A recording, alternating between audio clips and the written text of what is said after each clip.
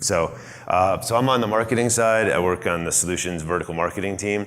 So with us we have Wayne from Skyfii. He's the CEO of Skyfii. They're one of our partners, and they take the raw data that comes off the Aruba infrastructure, and then they turn it into insights. And that's what we're going to really focus on here today, is talking about what insights you can gather from that and how their product fits in with the Aruba infrastructure. All right, so I was going to talk just for a few minutes about why location matters and just to kind of set the stage, and then I'm going to turn it over to Wayne, and he's going to do a demo and talk about some of the details of the product and the scope of what they're able to do with the data that's coming off the infrastructure. All right, so why does location data matter? So if you think about these experiences that people are talking about creating, what is one of the ingredients that makes it so that you can have a relevant experience or you can understand what people are doing? If you think about it, location is a key component of that. If you don't know the location of somebody, then that limits what you can do. So think about the shopper that goes into the store. I walk into the store, I'm in the store for a half an hour, I'm looking at all these products, I don't buy anything, and then I walk out of the store. You don't even really know I was there.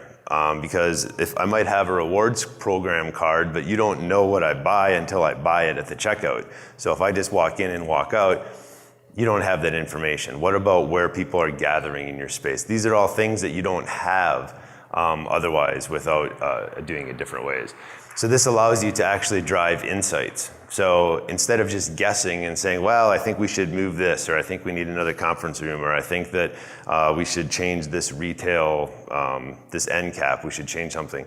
Instead of just guessing on that, to be able to use data to actually drive insights.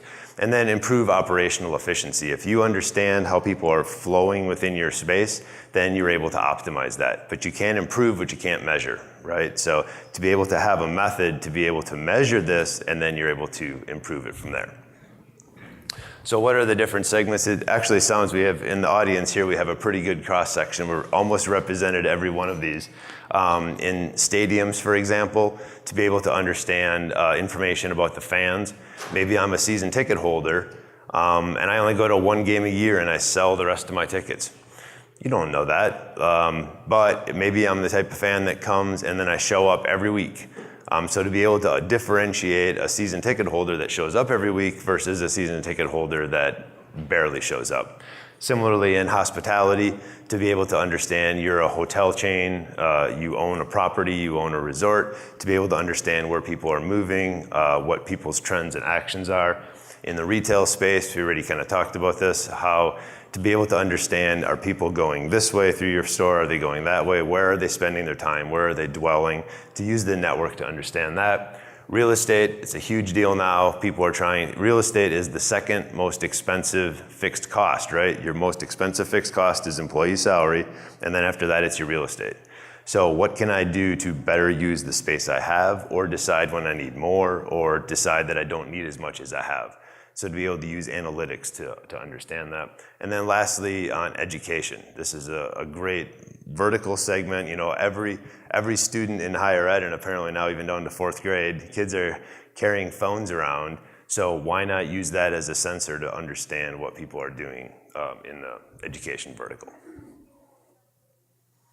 All right, so what are we doing as Aruba? And then I'm gonna hand it over to Wayne to talk about what happens from here. So every one of us, our phones, if we have Wi-Fi enabled, they're sending out a probe, and it's always asking the network, you know, are there any SSIDs available, or is there any Wi-Fi available? And my phone is always sending out that probe. So the phone manufacturers, they want to protect my identity. They anonymize that. They're trying not to give away too much information about me, but nonetheless, they are giving out some information because they're probing. So compared to if there's an access point here, the probes that's hearing compared to what it was hearing 15 minutes ago, you can tell that there must be a lot more activity in this space.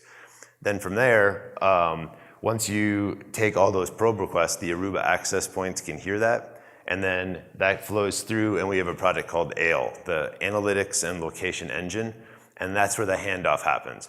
So ALE is the Aruba product that aggregates all these probes and all this information, and then we pass that off to the partners. There's APIs that are available that Wayne can use to take all that data off the Aruba infrastructure.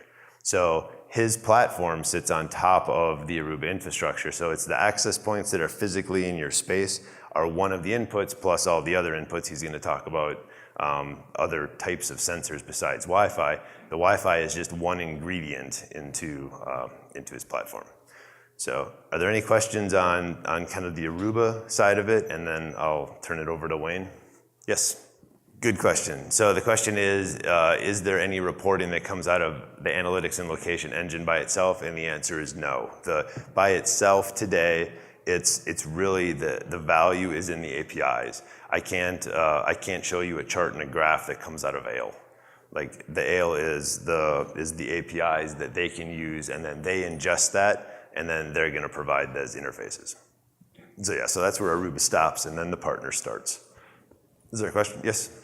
Okay, so the question is all the data Wi-Fi, or can you use Bluetooth and other things? The scope of this presentation, we were focused only on Wi-Fi, but there is, we also have additional APIs for Bluetooth and other inputs like that. But the analytics and location engine is the Wi-Fi locationing engine. There's no Bluetooth per se in the actual Ale. That's our Meridian platform, which has all the Bluetooth capabilities. So the Meridian and Ale are complementary, and you can use one or the other or both to get the data. So just a couple of slides just on Skyfii. As Tim's mentioned, we're an ecosystem partner of Aruba's. We're what we like to call a fully baked proposition in terms of the Aruba ecosystem. So we're fully integrated across the stack. As Tim mentioned, we take our feeds directly from Ale and the ALE, also now from Central. We do have an integration with Central. It's not quite market ready. We're in the beta phase with the Central team, but ultimately the idea will be that we can run our platform over both an ALE network or a Central-based network deployment. So our product is a cloud-based solution, fully cloud-hosted. We're relatively cloud agnostic, if that is a concern for anybody in the room, and we deliver 3 software licenses from our cloud that I'll talk to in a little bit more detail.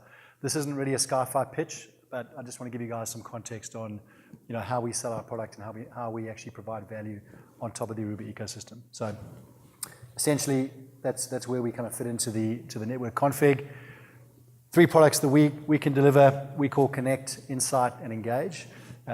Connect really is the product that's deployed to collect the information. Insights is the representation of that data through an analytics dashboard, and Engage is the marketing toolkit that customers can use to actually create highly targeted marketing campaigns as well. So I'll touch on those in a little bit more detail, but before I dive in, I want to just spend a little bit of time on this term omnidata intelligence. And I know we had a couple of conversations before starting today. Our platform is capable of ingesting more than just Wi-Fi information. So Wi-Fi is very much a fundamental data set or a foundation data set. It again isn't the only one that is required or necessary, but Wi-Fi is fantastic for providing a high-level view of analytics and location events. It's not great for doing granularity, and it's not meant to be a people counting tool, but it will provide a very strong trend on visitation. We are an omnidata intelligence company, which means that we can collect and fuse data from a multitude of different sources together. Wi-Fi, beacons, people counting systems, 2D and 3D cameras, thermal imaging sensors, RFID tags, point of sale terminals. These are all data sources that we can currently ingest and correlate. And what that does is it provides more context to the foundation data source. So as Tim mentioned, having people walk into, be able to understand and track people's activity into a retail space is fantastic. To understand flow, dwell time, frequency, recency, directional. But obviously it kind of stops there until or unless we add additional context, such as was there an impact from the weather on that day in terms of that traffic pattern. You've changed the store layout, or you've changed a product offering, or you've improved a price point, or you've run a promotion. Has that had an impact on store visitation on that day? Has that been the reason for an increase in traffic from a new catchment perhaps? Ultimately also then, if we can correlate those behaviors back to point of sale and transaction behavior, then we've got the full loop. And again, our platform is capable of doing that. So that's how we refer to omnidata intelligence, Wi-Fi obviously being a fundamental foundation source for that. So Connect with that reference point is that software that collects the information from whatever that source might be, Wi-Fi obviously being foundational. Insights then is the representation of that data in a web-based dashboard, which I'll touch on towards the end of the presentation. It's essentially the BI tool that you can extract the insights from. And then Engage is a separate software license that some customers like to purchase to in order to create marketing campaigns, location-based marketing campaigns. So customers, in a certain segment can be targeted based on their location in a particular venue, on their frequency of visit, on their loyalty status, on their gender, on their age, any number of different filters, and that's a standalone product that a lot of our customers like to use as well. All right, so in addition to the software products that we've created that we sell, we also have an in-house data science capability, which is it's effectively a professional services offering that helps to enable our partners and our clients to extract further value from the information that we can capture. There's a lot of data. I think we can all agree. There's a lot of data out there. How it's used and how it's actually visualized and how it's made into a tangible outcome is often the challenge. And so that services team on our side is there to actually take it one step further from a dashboard into an outcome. And that's another sort of piece that we can offer in addition to the software. So I'm going to run through a couple of use cases just on some of the key verticals that certainly we're very strong in as a business that we work with Aruba in. Many of those Tim already covered in terms of key verticals. But retail, obviously, a very, very strong one for a product like this. Retail ranging from shopping centers, and we're the global market leader now in terms of deployment of this kind of analytics in shopping centers globally. Department store groups, grocery chains, restaurants, airports, these are all kind of captured under this retail banner in terms of these use cases.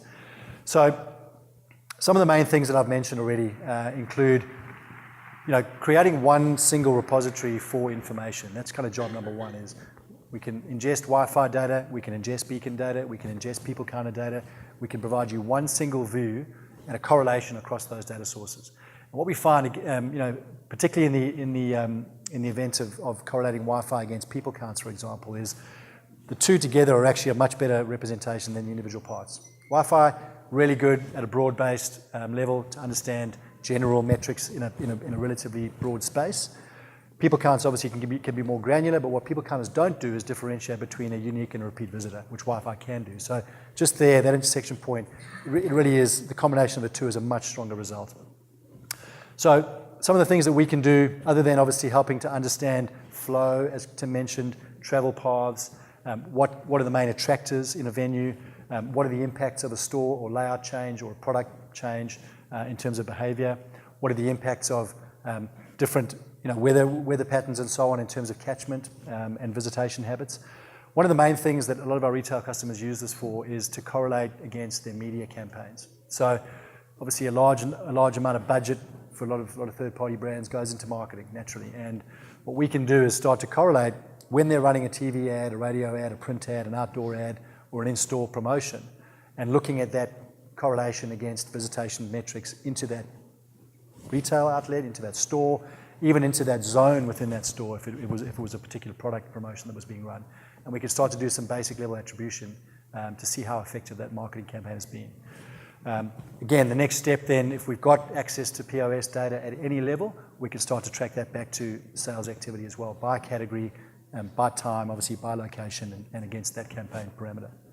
So a really strong way for them to validate how they're investing their dollars. It also often tends to open up more channels that they could be more effective in marketing through, such as some of the social media channels that they may not have been aware their audience is actually regularly engaging with. So basically helping them to optimize that spend. One case study we ran recently, and this is a fairly common kind of use case. A lot of retailers don't have a lot of data on their customers. They have a lot of data, they just don't have the right kind of data. And so, being able to use Wi-Fi, for example, as a capture point to ingest and collect customer data through, obviously, authentication, and then understanding that behavior both online and physically over a period of time in stores helps them to essentially understand, by category or by audience segment, who their main shoppers are, number one. Which ones they're not obviously attaining a share of wallet from, number two. and then how those people are actually behaving within the physical spaces. So one insight that was gleaned from this particular retailer was that they identified actually they were marketing to the wrong audience. Well, they were marketing to one main audience, but they were missing a really big segment in terms of the younger female segment, and they were marketing to people at the wrong times during the day. So two key metrics that's helped them to improve how they target these customers, and it's led to an improvement and an uplift in their sales activity. And there are many more. I didn't want to take too much time today on retail, but certainly those are some of the key areas that we can help to optimize, using your infrastructure to help to optimize performance for some of these retailers. Education is a major growth vertical for our business, and I know that there's a few of you in the room that come from the education space.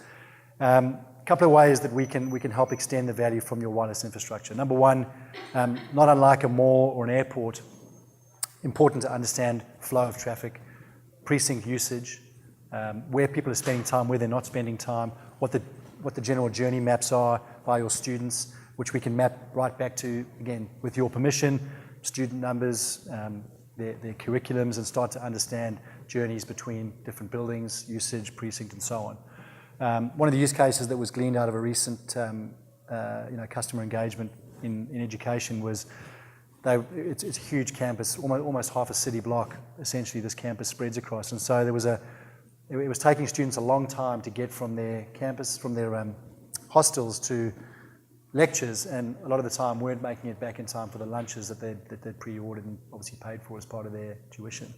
And so the university was starting to actually deliver some of those packages to some of those classrooms to save students having to make the 45-minute walk back to campus. So just some of the use cases that have come out of understanding flow and understanding journey maps. One of the key case studies, though, actually is a little bit more pertinent, which is we can now actually categorically help you understand attendance just using Wi-Fi, because I think we'll all agree most, if not all, in fact 99.9% in this case of students are connecting into the local network because they're getting access to not just the Wi-Fi, but often the intranet, right? So access to tutorials and to case studies and to content and so on. So there's no challenges with MAC randomization.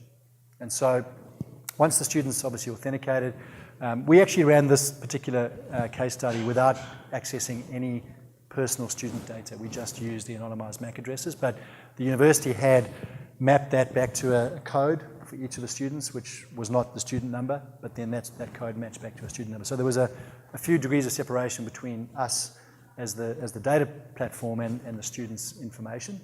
But ultimately what we were able to do using that Wi-Fi intelligence data was actually to track attendance to the physical lecture theatres. We could map that back to the curriculums, which was obviously the curriculum timetable, and we'd map that back to the individual students that were running in those curriculums. So what we're able to do is to show categorically who was attending lectures, who wasn't attending lectures, and then start to add some level of prediction in terms of what we thought was going to be a potential dropout scenario. So some of the ways that we can help optimize the spaces in terms of education. Hospitality, fairly broad use cases ranging from, obviously Wi-Fi as a really effective engagement tool. Quite simply, and we get told this a lot anecdotally from our customers, it is a really strong way to collect, genuine customer data. Not just from you logging in, potentially using your Facebook account to do that, but surveys, really, really targeted surveys that can be delivered through the Wi-Fi experience to be able to extract, more tangible information over a series of visits. And particularly people who obviously are a loyal customer of a particular hotel brand, for example, or a particular restaurant chain, probably more inclined to log in and actually, provide more genuine information if there's someone that obviously regularly visits those venues. So understanding loyalty, number one. Again, from in a venue such as the Mandalay Bay, understanding precinct usage, so gaming floor versus restaurant sections versus convention centres, and understanding the relationship between those different spaces is important. Clearly, our Engage campaign tool is also very important in terms of driving location-based engagement, contextually and in a relevant fashion. But most importantly, it's about just delivering a quality user experience that customers become accustomed to, and helping them to basically be onboarded more effectively. That's another key challenge area, particularly in hotels where, I don't know how many times you've been to a hotel where you've you've signed up, you've registered, you've got your room key, you've then jumped onto the Wi-Fi. Wouldn't it be great if when I'm standing in the lobby and I'm checking in, obviously I'm already recognized, I'm authenticated, I'm back on. It's just a much better customer experience. So these are the things that technologies like ours can help with in hospitality. Real estate, and Tim mentioned obviously how much investment goes into the real estate sector. And so being able to understand how space is being utilized is really, really important. Now, again, I'll just, Wi-Fi as a technology is not going to give you occupancy in a meeting room. It's just not going to do that. But a beacon could, or a beacon network could, or an RFID tag series or something like that. But Wi-Fi is going to be really strong in a department store retail group, in a mall, in an airport, in a university campus, in a hospital, where we can create using clustering groups of access points together, or our smart zoning tool, we can create points of interest or zones, essentially. Geofence those zones, and then essentially map journeys between those key points of interest or zones. And so this flowchart here actually is something that can help visualize how people are moving through a particular space, how many people are doing that, so you can see the thicker lines relating to the people who are using those spaces more effectively or in more volume, where the drop-off points are and the drop-off rates. So, how many people are actually not making their way through the store? Is there a store layout challenge? We're running a promotion on a particular product, but we can see that no one's actually getting to that part of the store, then there's a store layout challenge. We've mapped this particular flowchart back to sales activity. And so in one of the use cases that came out of that was workforce management was challenged because we could see that, generally I think the anecdote, I think we'd all agree, would be the longer someone spends in your store, the more likely they are to spend, or in fact, probably the more likely they are to spend more. And so that's generally the case, but in some cases not, and in some retail properties not, where that relationship isn't always linear. And often it's because people get frustrated. They're there and they're dwelling a long time because they can't find something. They're actually spending nothing. There wasn't a staff member on hand to basically attend to them. And so that's what these tools can extract. And then the application becomes improving the workforce management roster, potentially changing the layout of the store. And that's where the value sits, something like this. Really simple case study again, just in terms of driving traffic to store launch. So just the power of understanding an audience and creating an audience segment, knowing that a certain group of shoppers is more likely to respond to a certain offer based on the fact that we've seen and understood their history in terms of physical and online behavior, and then delivering that message in a timely fashion, in a contextual fashion, and then generally we're going to see a stronger result. We're not a marketing agency. We don't believe in spamming people. This is very much a tool that's going to be used in a contextual fashion, and that's generally where we see a higher engagement level. So I wanted to, if we've got a few more minutes, just to jump into a demo and just bring to life some of those reports that we've spoken about. And I'll just stay really on some of the use cases that we've spoken about just then around the correlation of different data series. I think that's probably the most important takeaway for me today across all of the different venues that we operate in is, Wi-Fi as a standalone source is not going to do everything for you, but it is a very, very fundamental foundation data set. But with additional context, you can remarkably improve the insight that's gained from that site. So in this example, I've actually started with people counters, just to sort of labor the point, to show you this is a representation of a particular venue that's running, we're running a people counting analytics product over, to show the counts of people over a particular date period. This is 1 month's worth of information. Now, the ability to contextualize that against something like the Wi-Fi visit data, for example. So we can see there's a fairly linear relationship in this particular venue across those two, which is good. It means that obviously the people counts are going to be more accurate in terms of hard numbers, but the Wi-Fi trend is clearly trending in the right fashion. So it's a linear relationship. Another example then again, just in terms of contextualizing the people counts against the weather patterns, in this case just the temperature. So we can look at precipitation, we'll take in live feeds to basically provide you with some level of analysis around how the weather's impacting visitation on any given day. So you might be running a particular event, we can see whether that's going to be impacted by the weather. So if I just jump back out then, so I really just wanted to focus on on that as a data source. But ultimately, this is a configurable dashboard product. As a customer, you get to build your own sort of view of this and what reports you want to gather and access in the dashboard. And then again, ultimately, depending on what's available in the space, if it has an API that we can work with, then we can extract that and ingest that data into the platform for you. So broadly how that works. And then I just wanted to close then just on the engage piece, so to give you some idea of how this particular product can work as well. So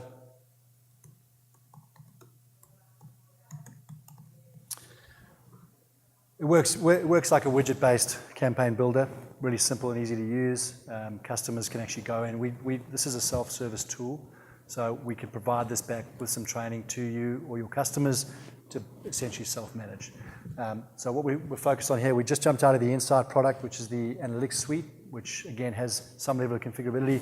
We're now in the Engage system, which is where the campaigns and the audience segments are built and delivered from. So two ways that campaigns can be set up and delivered. One is essentially a bulk-based campaign, which is a one-off generally. The more interesting one, though, is the automated version, which requires certain behaviors to take place or triggers to occur before the campaign is actually delivered. We can deliver through any number of different channels. So, email, SMS, in the Wi-Fi portal, or through an API. We have integrations with most of the major enterprise CRM products in the market, so we don't compete with your HubSpots or your Salesforces or Adobes or any of those. We work with them. In the event that you have an existing CRM in place or your client does, we are essentially where you would build the segments and build the triggers, and then the campaign can be delivered in the third-party platform. So really simply, I'll just pick something straightforward like an email template. First step is to pick the campaign time frame.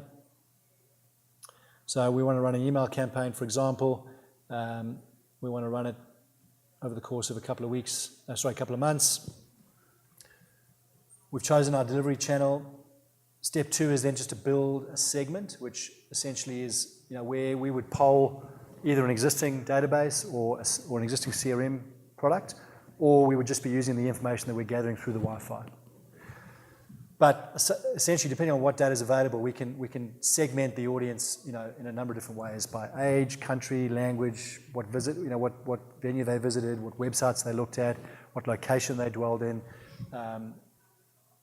what postcode they hail from, and also a specific user identifier, which might be a loyalty platform code, so based on their loyalty status, essentially. So if I just pick something really, really simple, I'll just do 25 to 40-year-old females, and then generally that would give you obviously a snapshot of how many people in the database actually fit that segment. Step 3, and probably the most important piece of this layout then, is the triggers. So we've built an audience segment, we've chosen a channel, we've chosen a campaign time frame. Now it's about what is the trigger that we want this campaign to be delivered based on. So it's not just good enough to be a 25 to 40-year-old female. You need to be in a particular part of the store or in a particular part of the venue, or you need to have visited a certain number of times, or in other words, you need to be a certain loyalty status, or you need to have spent a certain amount of time in that space. It can be any number of different triggers on that basis. So I might just say this needs to be triggered based on entry to, we'll just make it a coffee offer, shall we? So entry to a coffee shop. So you need to have walked into that coffee shop to get the offer. Now, all of these location events are triggered just using Wi-Fi. So we use the Wi-Fi network to provide essentially the zone-based geofence, and that's the threshold that triggers the campaign to be delivered. We can trigger immediately, we can trigger based on a dwell metric, as I mentioned. You can exclude certain days for the campaign to run, and you can obviously limit how many times someone actually receives that particular notification. So triggers are set, delivery channel is picked, we've chosen our audience segment, we've chosen our campaign period. Final stage then is to build a template, and we provide a template library for you to choose and to build your campaigns from. It's all very configurable. So really easy drag and drop functionality, and you can build your email, in this case, template on the fly. once it's built and configured, you can obviously adapt styles and fonts and colors and background images. That's all completely.